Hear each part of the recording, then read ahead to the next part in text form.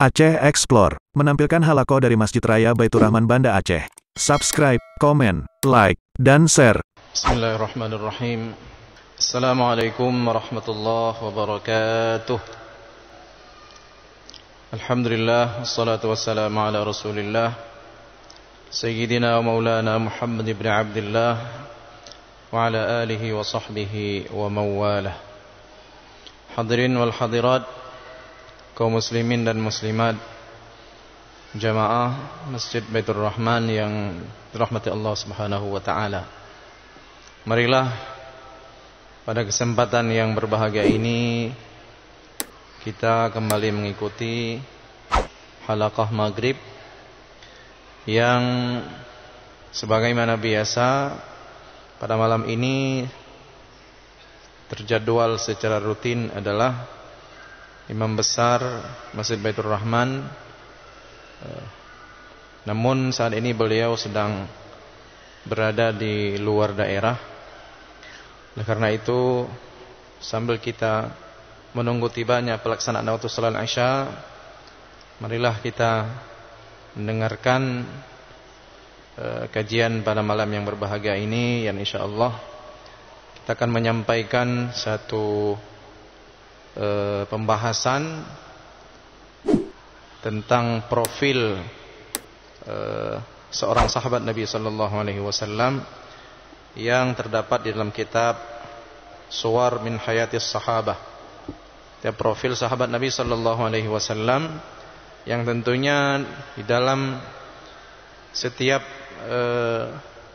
sosok sahabat Nabi sallallahu alaihi wasallam ada pengajaran, ada pengajaran-pengajaran yang tentunya berguna bagi kehidupan seorang muslim.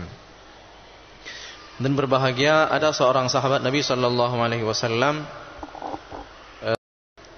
memeluk Islam ketika beliau tertarik dengan seorang perempuan, terpikat dengan seorang perempuan yang bernama Ummu Sulaim.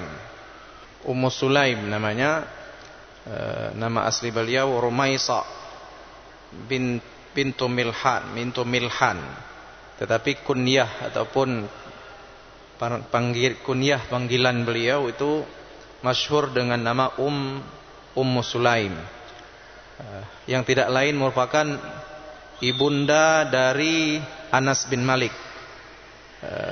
Anas bin Malik ini adalah salah seorang sahabat Nabi sallallahu alaihi wasallam yang sejak beliau masih kecil mengurus ataupun selalu bersama dengan Nabi sallallahu alaihi wasallam. Sejak beliau masih kecil, ketika kemudian mengatakan kepada Abu Talhah, jika engkau ingin menikah denganku maka masuk Islam. Kemudian beliau masuk Islam dan kemudian mereka menikah. Nah, ini ada penjelasan ataupun ada tufiya anha zawjuha fastatara farhan lihadzal khabar.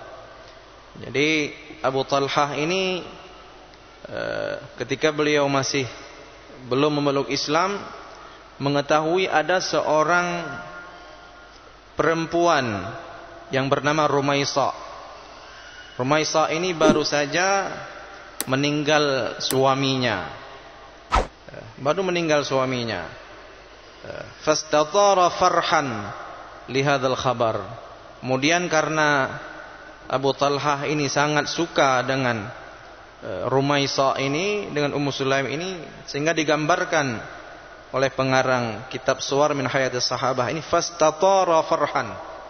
Kalau kita terjemahkan fastatara ini seperti bahagia, seperti beliau itu seakan-akan terbang, ya, terbang tinggi lihadzal khabar. Jadi mendengar ada seorang perempuan yang baru meninggal suaminya. Kemudian ketika itu pula, wala gharwa faqad kana Ummu Sulaimin sayyidatan hasanan razanan rajihatal aqli muktamilatas sifati. Ummu Sulaim ini, perempuan ini dan berbahagia, merupakan seorang perempuan yang sangat baik akhlaknya. Beliau sangat cerdik, seorang yang intelek, ya, dan muktamilatas sifati, dan memiliki sifat-sifat yang sangat sempurna. Fa'azama ala an yubadira ila khitbatiha. Kemudian Abu Talhah ini segera ketika masa iddah selesai, segera datang untuk meminang Ummu Sulaim. Qabla an yasbiqahu ilaiha ahadun, sebelum ada laki-laki lain yang meminang beliau. Mimman yatmahuna ila amthaliha minan nisa. Wa kana Abu Talhah ala thiqatin min anna Umma Sulaimin lan yu'athira alaihi ahadan min talibiha. Ketika itu Abu Talhah ini yakin betul bahwa tidak ada perempuan yang menolak kalau ia meminang seorang perempuan. Tidak ada perempuan yang menolak. Nah, ini digambarkan oleh di dalam kitab sirah, dalam kitab Suwar min Hayatis Sahabah ini. Fahuwa rajulun muktamilur rujulati marmuqul manzilati ta'ilus thawrati. Abu Talhah ini, hadirin berbahagia, merupakan seorang saudagar, seorang pebisnis, ya, yang sangat matang dari segi usianya. Kemudian beliau juga dari keluarga terpandang. Madha Abu Talhah ila baiti Ummi Sulaim. Kemudian beliau pun bergegas menuju rumah Ummu Sulaim ini. Wa fi ma huwa fi ba'di tariqihi tadhakkara anna Umma Sulaimin qad sami'at min kalami hadha ad-da'iyati al-Makki Mus'ab bin Umair fa amanat bi Muhammadin wattaba'at dinahu. Akan tetapi ketika Abu Talhah dalam perjalanan menuju rumah Ummu Sulaim, beliau teringat ada seorang yang mengatakan bahwa Ummu Sulaim ini telah beriman kepada Rasulullah sallallahu alaihi wasallam, telah menerima Islam sebagai agamanya. Lakinnahu ma labitha an qala fi nafsihi wa ma fi dhalika alam yakun zawjuha alladhi tuwfiya anha mustamsikan bidini abaihi. Kemudian beliau teringat dalam hatinya, tentunya tidak apa-apa, kata beliau dalam hatinya, meskipun dia telah beriman kepada Muhammad, tetapi setahu saya suaminya yang terdahulu merupakan seorang penyembah berhala. Artinya suaminya dari Ummu Sulaim ini masih belum beriman kepada Rasulullah sallallahu alaihi wasallam. Ketika sampai Abu Talhah di rumah Ummu Sulaim ini, hadirin berbahagia, wasta'dzana 'alaiha, kemudian beliau minta izin. Mungkin bahasa kalau di kita minta izin, ketok pintu. Wasta'dzana 'alaiha fa'adzinat lahu. Kemudian Ummu Sulaim pun memberikan izin. Wa kana ibnuha Anasun hadiran fa'arada nafsahu 'alaiha faqalat. Kemudian Abu Talhah ini beliau tidak basa-basi, langsung mengutarakan keinginan kedatangan beliau ke rumah Ummu Sulaim ini untuk meminang Ummu Sulaim. Artinya beliau jalan sendiri ke rumah Ummu Sulaim dan kemudian mengatakan keinginan untuk menikah dengan Ummu Sulaim ini. Faqalat, kemudian Ummu Sulaim ini waktu itu telah beriman, artinya telah masuk Islam dan telah beriman kepada risalah yang dibawa oleh Nabi sallallahu alaihi wasallam. Kemudian menjawab, "Inna mithlaka ya Aba Talhata la yurad." Wahai Abu Talhah, sesungguhnya laki-laki seperti engkau ini tidak ada orang yang menolak. Tidak ada orang yang menolak laki-laki seperti engkau. lakinni lan atazawwajaka fa anta rajulun kafirun. Akan tetapi aku tidak bisa menerima pinanganmu, fa anta rajulun kafir, karena engkau masih belum Islam. Karena engkau masih belum Islam, masih kafir. Kemudian fadhanna Abu Talhata anna Sulaimin ta'allalu alaihi bidzalik wa annaha qad atharat alaihi rajulan akhara aktsara minhu malan aw a'azza nafaran. Kemudian ketika Ummu Sulaim ini menolak dengan alasan karena belum beriman, belum memeluk Islam, Abu Talha belum memeluk Islam, kemudian beliau dalam hatinya mengatakan begini, fadhanna Abu Talhata, beliau dalam hatinya berbicara, anna Ummu Sulaimin ta'allalu alaihi bidzalik. Jadi Ummu Sulaim ini mengatakan Abu Talha belum Islam itu hanya alasannya saja. Wa annaha qad atharat alaihi rajulan akhar aktsara minhu malan aw a'azza nafara. Kan tetapi dalam hati Abu Talha ini, Ummu Sulaim ini menolak dikarenakan beliau atau Ummu Sulaim memilih jika ada lelaki yang lain yang melamarnya, yang lebih kaya menurut Abu Talha, aktsara minhu malan, artinya yang lebih kaya, yang lebih banyak harta, atau yang terpandang, yang lebih terpandang, keluarga terhormat. Faqala laha wallahi ma hadzal ladzi yamna'uki minni ya Ummu Sulaim. Kemudian beliau bertanya, apa yang menyebabkan engkau menolak lamaranku wahai Ummu Sulaim? Qalat wa mal ladzi yamna'uni idzan? Qala al-asfaru wal abyadu adh-dhahabu wal fiddah. Apakah karena engkau mengharapkan emas dan perak sehingga engkau tidak bisa menerima lamaranku, kata Abu Talha. Kemudian Ummu Sulaim mengatakan, adz-dzahabu wal fiddah, bukan itu wahai Ummu Sulaim. Kemudian Ummu Sulaim ini mengatakan, aku menolak lamaran engkau wahai Abu Talha bukan karena aku menginginkan al-asfaru wal abyad, bukan menginginkan emas dan perak, tetapi aku menolak engkau karena belum berislam, karena belum beriman kepada Allah, belum beriman kepada risalah Rasulullah Muhammad sallallahu alaihi wasallam. Kemudian Ummu Sulaim ini melanjutkan, bal inni ushhiduka ya Aba Talhata wa ushhidu Allah wa rasulahu annaka idza aslamta raditu bika zawjan min ghairi dhahabin wala fiddah wa ja'altu islamaka li mahran. Wahai Abu Talha, aku tidak pernah menginginkan emas dan perak, tetapi aku wahai Abu Talha,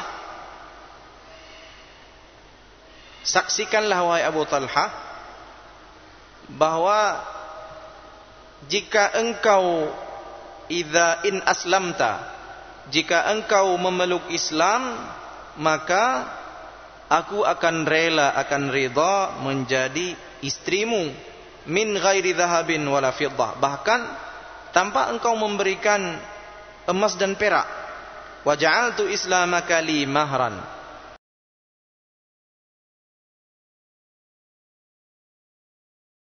kemudian aku akan menjadikan keislamanmu sebagai mahar pernikahan ini. Dan berbahagia kisah ini nanti kemudian menjadi pembahasan tersendiri di dalam fikih. Nanti di sana ada pembahasan tentang bagaimana syarat-syarat mahar, syarat-syarat mahar yang diberikan oleh seorang laki-laki kepada perempuan. Apakah boleh misalnya ketika ada orang laki-laki yang belum, katakanlah laki-laki non muslim yang ingin menikahi seorang muslim, kemudian dia mengatakan, kalau engkau masuk Islam maka mahar itu Islam itu nggak perlu mahar yang lain. Apakah itu dibolehkan? Nanti ada pembahasan di dalam fikih beberapa pandangan para ulama. Salah satu kesimpulan ataupun pendapat jumhur itu tidak boleh. Artinya mahar itu tidak boleh. Kemudian ketika seorang masuk Islam mengatakan itulah mahar perkawinan, sebagai mahar perkawinan, itu tidak dibolehkan. Karena salah satu syarat daripada mahar itu di dalam pendapat para ulama, dia lebih kepada sesuatu benda yang muqawwaman, artinya yang memiliki nilai, yang punya nilai, seperti misalnya yang paling masyhur di dalam masyarakat kita, emas misalnya. Ini sesuatu yang punya nilai. Apabila barang itu ingin katakanlah diuangkan, maka segera bisa diuangkan. Ini salah satu pendapat para ulama, dan itu menjadi pendapat jumhur. Kemudian nanti ada pembahasan, ada pandangan-pandangan ulama yang lain. Jika ada waktu akan kita sampaikan, kita bacakan. Kemudian hadirin berbahagia, fama in sami'a Abu Talhata kalama Sulaimin hatta ansarafa dhihnuhu ila sanamihi alladhi ittakhadhahu min nafisil khashab. Kemudian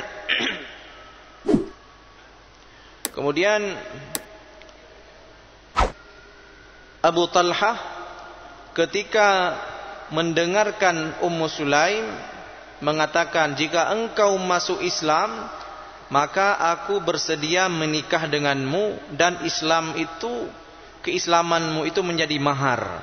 Kemudian ketika itu Abu Talhah pun langsung fokus beliau tertuju kepada patung-patung yang beliau buat. Karena Abu Talhah ini sebelum memeluk Islam, beliau merupakan pengrajin patung-patung. Maksudnya beliau pengrajin tuhan-tuhannya jahiliyah. Buat patung, nanti beliau apakah dijual atau untuk koleksi sendiri. Beliau punya keahlian dalam mengukir-ngukir berhala-berhala dari khasyab, dari pepohonan. Kemudian dikatakan di sini, ketika Sulaim mengatakan, jika masuk Islam maka aku bersedia menikah denganmu, beliau langsung tertuju, ingat dengan berhala-berhala yang beliau buat sangat banyak. Ini bagaimana berhala-berhala yang sudah saya buat ketika saya masuk Islam nanti, itu langsung tertuju ke berhala-berhala tersebut. Kemudian hadirin berbahagia, dikatakan di sini Sulaim ini kemudian mengatakan kepada Abu Talhah, memberikan argumen-argumen, memberikan hujjah-hujjah tentang kenapa patung-patung yang sebetulnya buatan manusia kemudian engkau jadikan Tuhan, engkau pahat sendiri, kemudian engkau sembah sendiri.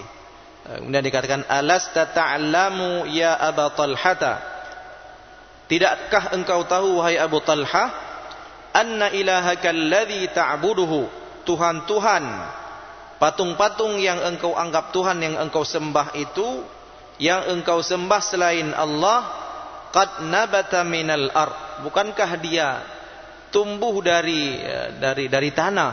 Artinya benda-benda itu memang benda tumbuh dari tanah, dan itu makhluk Tuhan juga. Ini hujjah-hujjah ataupun argumen-argumen yang disampaikan oleh Sulaim. Ini sebelum beliau Islam, sebelum ini masih di rumah beliau, di rumah Sulaim, ketika sedang bercakap-cakap tentang perihal keinginan beliau menikah dengan Sulaim tadi. Qalat afala tash'uru bil khajali wa anta ta'budu jid'a syajaratin ja'alta ba'dahu laka ilahan bainama ja'ala ghairuka ba'dahu al-akhara wuqudan lahu. Apakah engkau tidak sadar wahai Abu Talhah, engkau menjadikan berhala dari puting-puting kayu, dari dahan-dahan, dari pohon-pohon kayu. Ja'alta ba'dahu laka ilahan, engkau jadikan Tuhan, engkau jadikan sembahan. Ja'ala ghairuka ba'dahul akhara wuqudan, sementara ada orang lain yang menjadikan pohon-pohon tersebut sebagai kayu bakar. Apakah engkau enggak sadar, wahai Abu Talha, kamu menyembah pohon, sementara ada orang lain yang menjadikan pohon itu sebagai kayu bakar. Ya. Kemudian dikatakan lagi oleh Ummu Sulaim, yastali binarihi aw yakhbizu alaihi ajinahu, innaka idza aslamta ya Aba Talhata raditu bika zawjan wala uridu minka sadaqan ghairal Islam. Engkau menjadikan patung-patung sebagai sembahan, memeluk Islam, maka aku akan ridha menikah denganmu. Wala uridu minka sadaqan ghairal Islam. Kemudian aku tidak pernah meminta mahar kecuali selain Islam. Hadirin berbahagia. Kemudian pada saat itu Abu Talhah mulai goyang. Artinya argumen-argumen yang diberikan oleh Ummu Sulaim mulai membuat beliau goyang, mulai membuat beliau sedikit ragu-ragu tentang kepercayaan sebelumnya. Kemudian mengatakan, wa man li bil Islam, wa man li bil Islam, qalat ana laka bih wa kaifa. Ya, kemudian siapa yang membimbingku untuk Islam? Kata Ummu Sulaim, aku yang akan membimbingmu wahai Abu Talhah. Wa kaifa? Bagaimana? Qalat, ikuti saya. Kata Ummu Sulaim, tantiqu bi kalimatil haqqi fatashhadu an la ilaha illallah wa anna Muhammadar Rasulullah. Thumma tamdi ila baitika fatuhattimu sanamaka thumma tarmi bihi. Ikuti aku, kata Ummu Sulaim. Tantiqu bi kalimatil haqq, ucapkan kalimat ini. Asyhadu an la ilaha illallah wa anna Muhammadar Rasulullah. Itu kalimat yang sering diucapkan oleh orang-orang yang baru memeluk Islam. Kalimatul haq, ya, atau kalimah syahadah namanya. Ketika seorang masuk Islam, ini kalimat yang pertama kali diucapkan oleh seorang yang akan memeluk Islam. Summa tamdi ila baitika fatuhattimu sanamaka thumma tarmi bihi. Kemudian setelah itu wahai Abu Talha, pulang ke rumah, hancurkan berhala-berhala itu. Kemudian lempar berhala itu, senyum, langsung merasa bahagia ketika setelah mengucapkan kalimat itu. Dan beliau masuk Islam yang disyahadahkan oleh seorang perempuan bernama Ummu Sulaim. Kemudian thumma tazawwaja min Ummi Sulaimin. Kemudian setelah itu, setelah beliau masuk Islam, kemudian Abu Talhah ini menikah dengan Ummu Sulaim. Hadirin berbahagia, kemudian di dalam perjalanan hidup Abu Talhah ini ada beberapa momen yang kemudian beliau itu dianggap atau dicatat di dalam sejarah Islam menjadi seorang sahabat Nabi sallallahu alaihi wasallam yang selalu bersama Nabi sallallahu alaihi wasallam. Kitab-kitab sirah sampai gigi beliau tanggal. Ada beberapa gigi beliau tanggal, dan bahkan pada saat perang Uhud itu Nabi sallallahu alaihi wasallam sampai tersebar berita di kalangan pasukan Islam ketika itu beliau telah wafat karena serangan-serangan dari serangan balik, ya, dari orang-orang Quraisy. Dan berbahagia, itu momen-momen yang dicatat di dalam sejarah Islam bagaimana perjuangan seorang Abu Talhah ketika beliau memeluk Islam. Kemudian juga terakhir beliau ini menjadi seorang yang sangat dermawan karena beliau adalah seorang yang sangat kaya raya, sampai pada akhirnya beliau, hadirin berbahagia, menginfakkan ataupun mewakafkan salah satu kebun terbaik di Madinah pada saat itu kepada kepada umat Islam, kebun kurma yang sangat luas, yang sangat besar untuk perjuangan umat Islam. Barangkali inilah karena waktu yang bisa kami sampaikan, mudah-mudahan memberikan manfaat pada kita semua. Aqulu qauli hadza wa astaghfirullah li wa lakum.